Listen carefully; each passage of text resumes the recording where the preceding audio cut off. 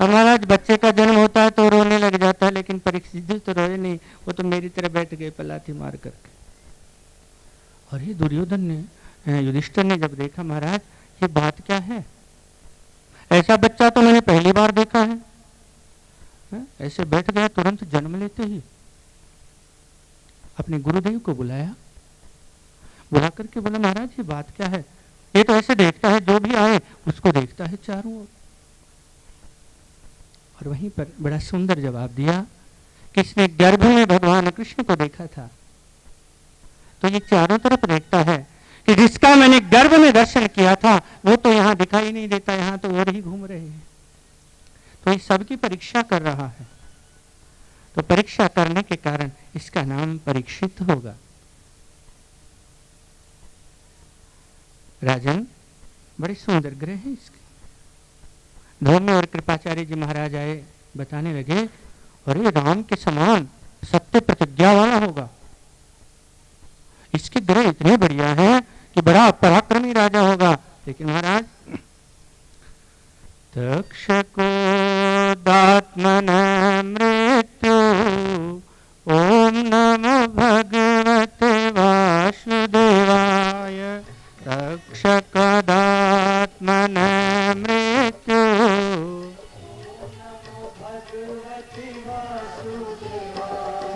द्विजपुत्रोपसर्जितात्।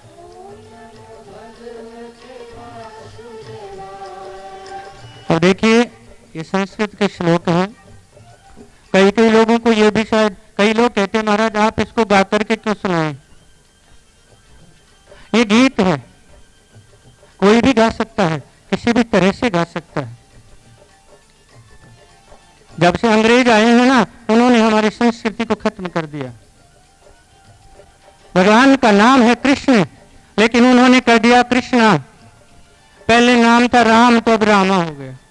ऐसे ही हमारी जो गीता जी है ना, इसका नाम है गीत, क्योंकि गीत गाया था भगवान ने अपने मुख से, तो इसका नाम कर दिया गीता।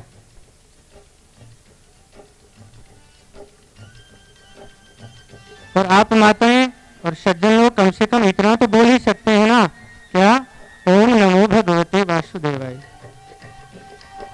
और भाई नहीं बोलेंगे तो क्या होगा, जो नहीं बोलेगा ना उसका ये होगा। एक समय ये पाप था ना, पाप भगवान के पास में गया और जाकर के कहने लगा प्रभु मैं भी तो आपका ही बेटा हूं, पाप कहो भगवान से मुझको थोड़ बताए, पाप कहो भगवान से।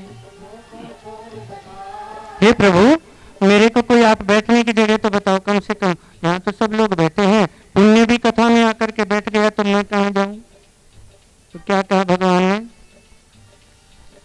जो कीर्तन में चुप रहे वहां के मुख घुस जाए।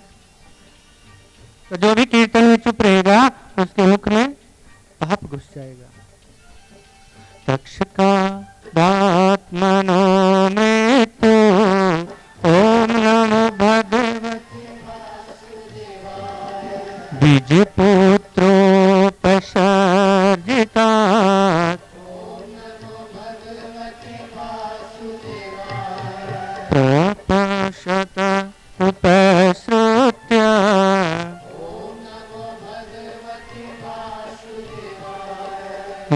उपसंगम हरं पदे ओम नमो भगवते वासुदेवाय ओम नमो भगवते वासुदेवाय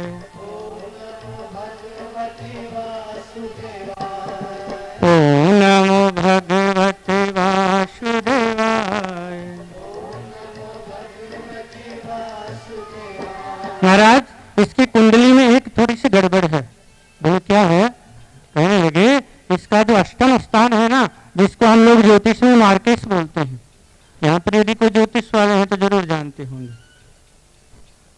थोड़ी सी गड़बड़ है। इसकी अकाल मृत्यु होगी, तक्षक नाग आकर के इसको काटेगा, तब ये मृत्यु को प्राप्त होगा। धर्मराज युधिष्ठिर ने कहा महाराज ये तो बड़ी गड़बड़ हो गई।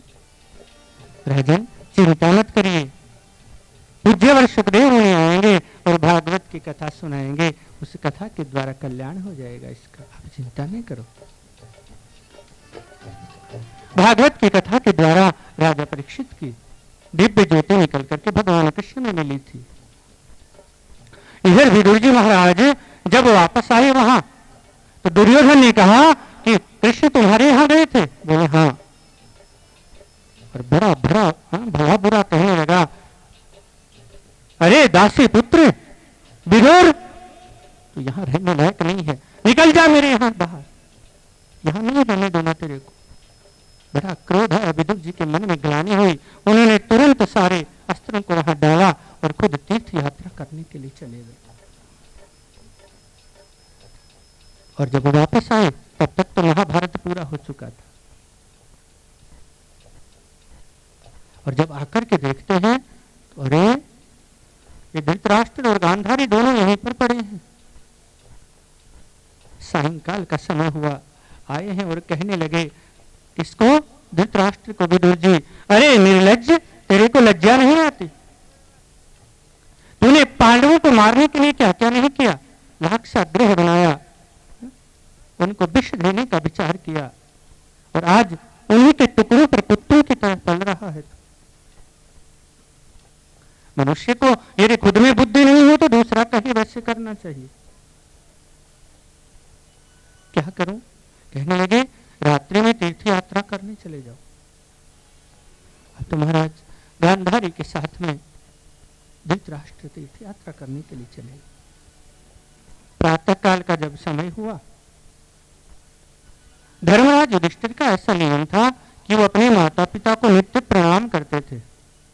जब उठ करके गए, कहने लगे, कहां चले गए मेरे माता पिता? विदुर जी महाराज ने समझा दिया। अब देखो हमारे शास्त्रों में कितनी अच्छी अच्छी बातें हैं। हमारे यहाँ ऐसा नियम है कि हर मनुष्य को अपने से बड़ों का आदर करना चाहिए।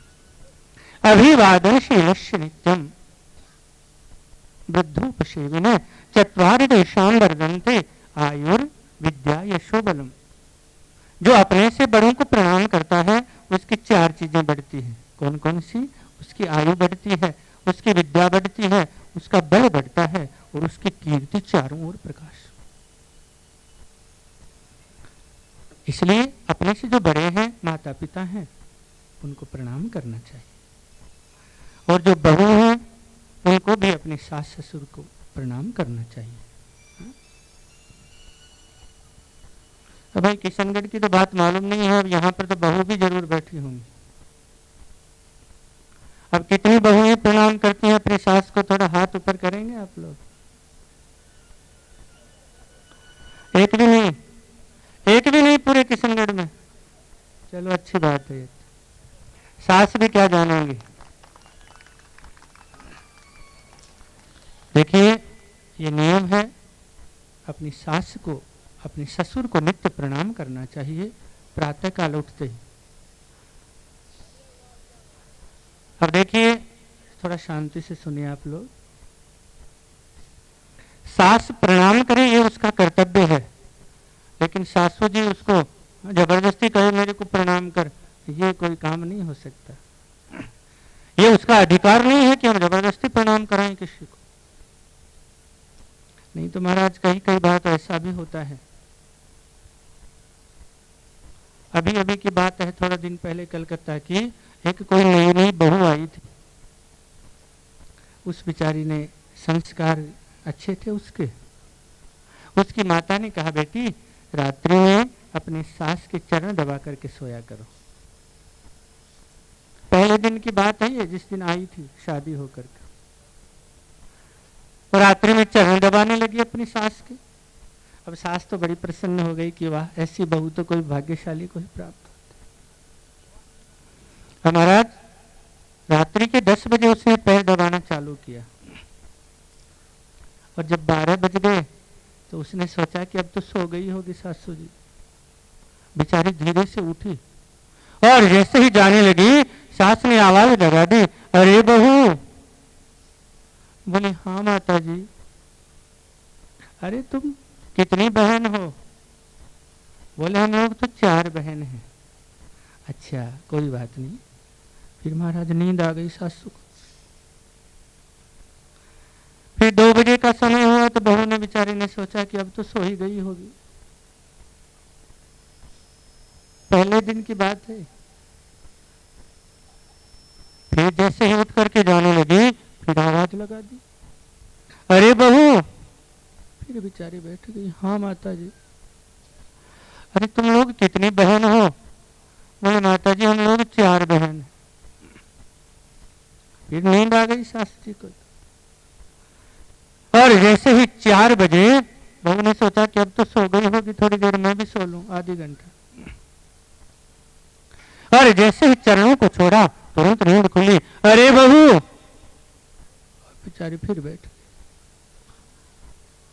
अच्छा तो तू बता रही थी ना तुम लोग कितनी बहन हो? बहू ने कहा माता जी 3 बहन हैं। अरे रात में तो तुम बता रही थी हम 4 बहन हैं। बोले हाँ, इसी तरह यदि आपके चरण दबाती रही तो 1 बहन तो चली जाएगी, फिर तो 3 ही बचेंगे, 4 कहां से आएंगे? तो इसलिए सेवा करो, लेकिन सास भी माता के समान होती है। और देखो सास और बहू का झगड़ा तो दुनिया में प्रसिद्ध है। आप लोगों को एक बड़ी गुप्त बात बताता हूं मैं, आज के बाद में सास और बहू का संबंध मत रखना, माँ और बेटी का संबंध रखना, वहां कोई झगड़ा नहीं होता। और महाराज इधर क्या होता है कि भगवान कृष्ण का गोलोक धाम जाना हुआ, अर्जुन वापस आया है, धर्मराज को सारी बातें बताई। मन में बड़ा दुख हुआ धर्मराज को, और क्या किया उन्होंने? परीक्षित का राज्य अभिषेक किया और परीक्षित जी महाराज राजा बन गए। एक दिन क्या हुआ कि आदमी कभी कभी बहुत सुखी होता है, लेकिन ये सुख कब दुख में बदल जाए मालूम नहीं है। राजा परीक्षित का ये सुख भी ज्यादा दिन नहीं ठहर सका। उसको मालूम हो गया कि मेरे राज्य में कलयुग का प्रवेश हो गया। और क्या देखा महाराज? यदा परीक्षित कुरुजांगले वशन कलिं प्रविष्ट निज चक्र नाति दूरे किलाश्चर्यम। राजा ने देखा थोड़ी दूर के ऊपर में, रात्रि का समय था, एक बैल खड़ा है और एक गौ माता खड़ी है, और गौ माता रो रही है। बड़े दुख की बात है, इस कलयुग में गौ माता सही में रो रही है अभी। और हमारे राजस्थान में तो अभी जो गऊ का हाल है, हम लोग कहते हैं कि गऊ हमारी माता है। अरे तुम्हारी माताओं को कोई काट काट करके बाहर विदेश में एक्सपोर्ट करता रहे तो माता कहां से आ गई हो? हिंदुओं को गऊ को माता कहने का अब कोई अधिकार नहीं बचा है। समझ में नहीं आती ये गोपाल की गाय, कहां चला गया वो मेरा गोपाल? इस धर्म की धरा पर हिंसा का कैसा तांडव छा गया। मेरे गोपाल की गायों को ये कत्ल खाना खा गया। और आजकल तो एक जगह मैंने देखा, चमड़े की जो वस्तुएं बनती हैं, एक आदमी ने मेरे को बताया कि आजकल की जो स्त्रियां हैं या पुरुष लोग हैं वो नरम चमड़े की चीज ज्यादा पसंद करते हैं।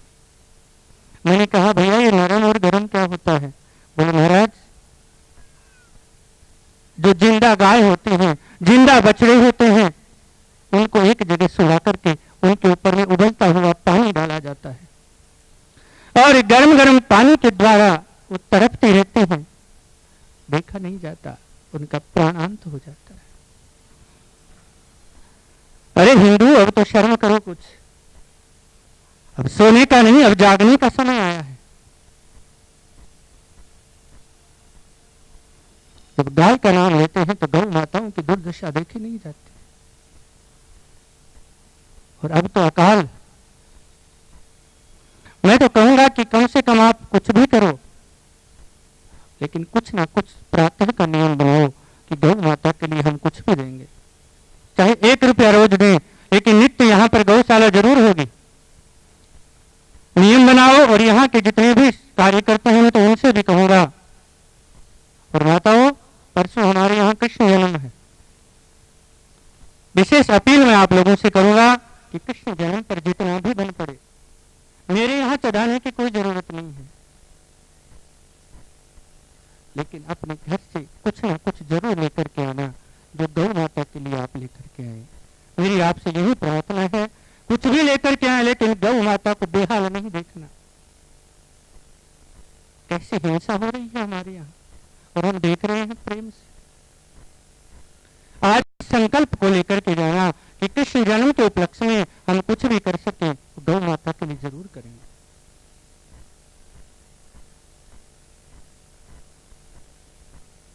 गौ माता और एक बैल खड़ा था। राजा परीक्षित आए हैं, देखा, अरे बड़ा आश्चर्य है, ये गौ माता कैसे खड़ी है यहाँ। आंखों में अश्रुपात, और आपस में दोनों बात कर रहे